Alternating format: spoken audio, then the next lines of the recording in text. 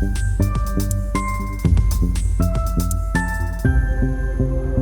name is Patrick Hogeboom. I'm the Resilience COI chair. I currently work for Michael Baker International, worked there for a year. I've also previously worked for the Army. I did retire after 28 years. And my focus really is on defense community infrastructure, but that really ties into resilience, which is I'm just excited about being part of this COI. Prior to that, I've been really in the human capital space before that. Leader development was my most recent COI that I've been a part of, and of course been a part of many posts around the country. Hi, good afternoon. My name is Romano. I am the past immediate chair for the Resilience COI. I'm glad that Patrick took over as the current chair. He's done great work already. My current role at SAME is I'm co-chairing the Strategic Plan 2030 efforts with my colleague Brian Duffy, and supporting the SAME in terms of developing the new plan for 2030. On the professional side, I'm a civil engineer by education.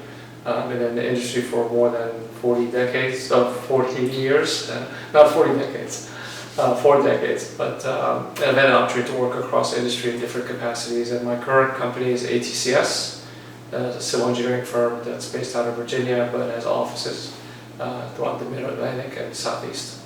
It's a great COI. Resilience COI is one of the technical COIs in SAME.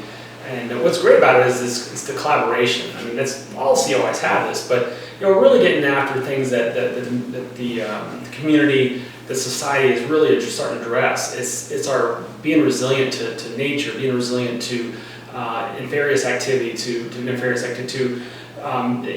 all sorts of different things. So the COI actually has three, because of the members.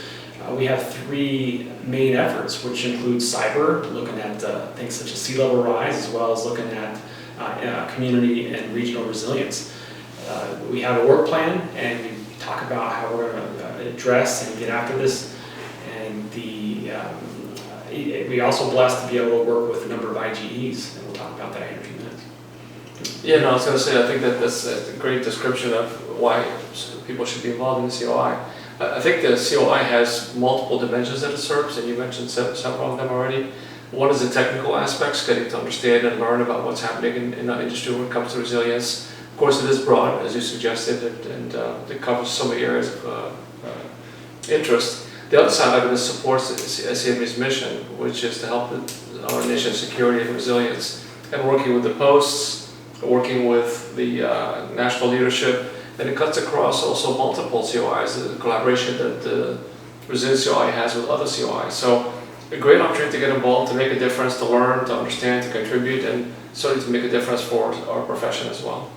You want a spectrum of members who come from different backgrounds all over the country, have different ideas, and it just brings a little bit of great conversation to the team. And we're going to move and adapt the COI based on what the members want and where they want to go.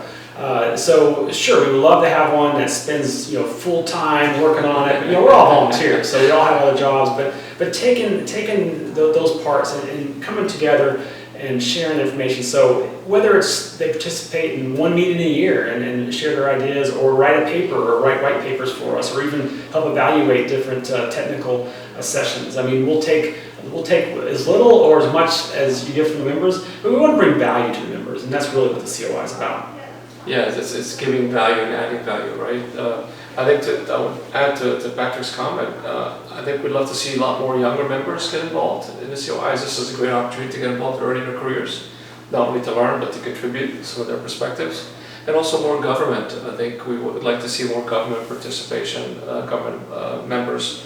It helps with that cross-pollination that Patrick mentioned of the different types and experiences that people have. And it makes us that much stronger as a society when we have that kind of broad participation and diversity in our members. There's no limit to who can join. I think anyone that has an interest in our industry and in the society certainly can join the COI. Okay, great. Do you want to talk about some of the needs and challenges? Yeah, sure. As Albert was talking, I was thinking about the fact that I think I know why maybe young members aren't part of the program. I mean, I have an environmental engineer background. Still drive the car that I bought in 1991. Didn't drive it today. But what I'm getting at is is sometimes the challenges that resilience face really cross a number of different governments. They require policy decisions, funding decisions, and so they're not something that are just, hey, let's go build a shed in the backyard. You've got a few more things, and I do need a shed in the backyard, but so this is definitely still something done. But it's a little bit more challenging than that, and so I think the experience that we bring folks in really help us address some of those. But yes, absolutely, young professionals, and one of the things I'm excited about, and I'm not even going to wait because we might ask this question, but Leader Development COI actually has two individuals who are doing utilization projects. They call them UPICs. It's a capstone project as far as Leader Development Program. And I'm excited about these young professionals because they're working in the resilience space. They've got two projects going on this year, one that's focused on cyber and one that's focused on climate change and atmospheric rivers and just the effects that we're seeing across the country, places that aren't used to seeing some of the effects we're seeing. So and they're learning about how it's difficult to maybe lead and work with folks who have different backgrounds. Yeah, and I think one of the things that I'm learning that we could do a little bit better job on, which is part of the challenge, is getting information out to the posts and to the other members within the society about what the COIs are focused on, what they're working on.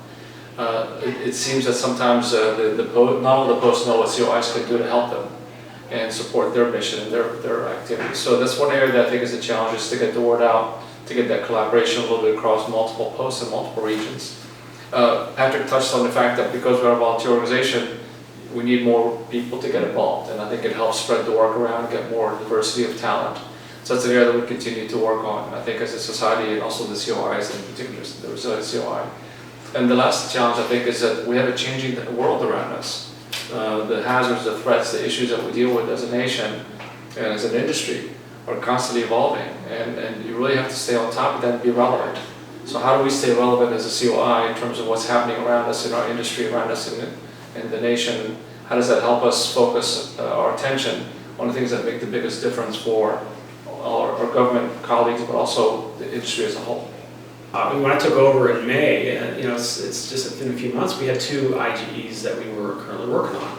One on sea level rise, as well as one with the cyber, really focused on cyber OT, the operational technologies. Those are going well, and they're moving forward, and we have a great team that are moving those and getting things. The big thing on is you really want to get that government buy-in on some of these, and making sure that they have it. But we're excited because just in the past week or so, another IGE, and I wrote it down because the acronym is going to be wonky here, but it's Planning for Future Federal Facility Innovation. So what does an installation or a federal facility look like in 5, 10, 15, 20 years? Really, it's really more about 30, 50, 100 years. What is it going to look like? And so it's exciting because this is where you get people who have some ideas and big ideas about maybe we don't have installations. Maybe we, so you really get into the fact that you may not have to have infrastructure. Maybe it's shared infrastructure. Maybe it's community infrastructure. Maybe these installations don't do childcare. They don't do maintenance. Maybe you don't even have runways anymore. Everything's a vertical lift. These are just really interesting ideas. But when things were designed certain ways because of missile systems or defense systems, and now we're looking at things can touch the world. We've got space and satellites and long-range missiles and hypersonics and AI coming out. Maybe we need to reevaluate how we actually have things. So this is exciting because it's a great group of folks. We're currently meeting every 2 weeks, and there's a lot of little subgroups that are out there. So that IGE's just got kicked off, and it's in partnership with the Architecture COI. So I'm excited about it. It's not even one that we're leading, but we're so excited about it. But the other two are moving along too. But I want Albert to kind of talk about some of those as well, since you've been there since the inception. I think you captured extremely well. What's exciting about all three of those IGEs is that they're also looking at the future, looking at what are some of the things that we have to tackle as a society, as a nation, and trying to figure out how we're going to apply some things today that lead us towards solving some of those issues. If you look at sea level rise, that's a long-term impact type of situation, hazard that has to be addressed. And there's a lot of activity in that's all over the place right now, trying to figure out that connection between the science and the engineering. With the facilities, the one you just described, is looking at what the future looks like, what kind of conditions do we want to deal with as a nation in terms of the installation. So again, look at the future and bring it back to today. And that's what with the cyber OT, There's a lot of activities that have happened with technology, and there's a technology focus here as well. So it really touches a little bit of everything. There's the technical, there's the policy, there's the planning aspects of it, there's the underground engineering that has to take place. All those things together makes them, I think, very exciting IGEs. And they are the kind of IGEs that can get support from the posts as well as our government partners. I want to make it clear that there are some positions that we're looking for. I mean, there's a speakers bureau out there. We want to put people on there who've been vetted, who could go speak at a few weeks' notice, or maybe 6-8 weeks' notice. That's kind of typical. And say, hey, can you go speak at this event? We're looking for even potentially getting resources available to some of that. It's not there yet, but we're working on those. Retain knowledge is something big, so we've learned, but we got new people coming in. We got new members of the COI, we've got folks so how do we get them up to speed? And so we have a retain knowledge. It's not our idea, but we're going to follow along the SME Nationals lead and jump on and put in some documents together to share that knowledge with those in the society. And technical sessions, we always are looking for folks to evaluate sessions and to submit sessions to different events. And then, the support to other COIs. The other COIs have come in and they have liaisons from the environmental COI, we got the LD COI participate, so we want to make sure that we have folks who may be tied into young professionals, it could be the enlisted COI, so we have some cross connection between what we're doing. So really a call for volunteers. If there's something you're interested in, bring it forward. There's probably somebody else is interested in it, and we're probably you're looking to make that part of our action plan and really get some results. I think on top of what Patrick mentioned, it's important to recognize that the society as a whole functions based on the members and the involvement of members. So engaging in society is the best thing that I can say. And no matter what level of engagement, no matter how you do it, whether it's the COIs or posts or any other way that you can contribute and be part of the family of SAME, I think that's where I want to encourage anyone. It's a great value-adding opportunity to be involved in SAME. The enrichment you have, both on the technical side, on the policy side, on any side, and of course the relationships and the networking that we have are beyond description in terms of the value that they add. So get involved, be part of the process, and hopefully make a difference.